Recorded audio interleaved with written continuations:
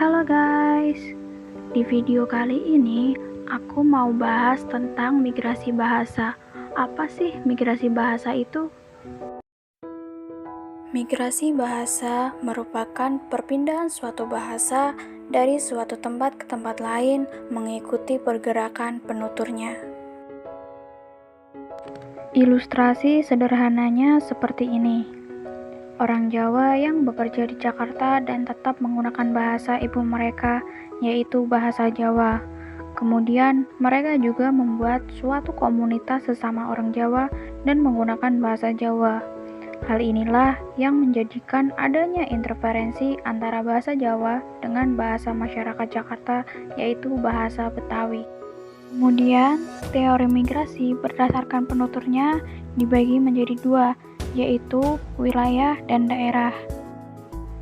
Teori migrasi berdasarkan wilayah merupakan tempat-tempat yang di dalamnya terdapat pemakai bahasa, terdiri dari satu daerah atau lebih, yang secara geografis masih tersambung.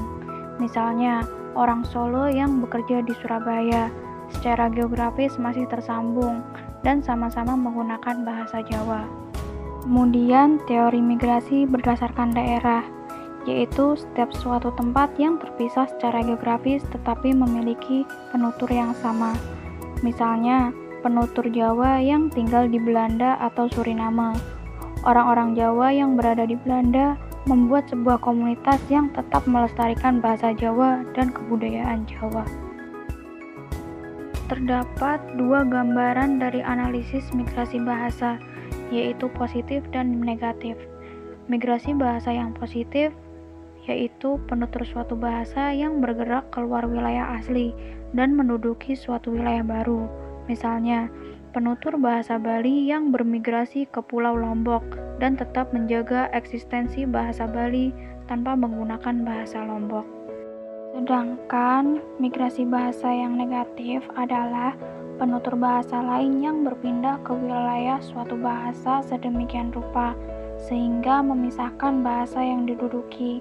Misalnya, penutur bahasa yang berasal dari Jakarta berpindah ke suatu daerah dan memengaruhi penutur asli, serta mencampur adukan bahasa Jakarta dengan bahasa daerah tersebut.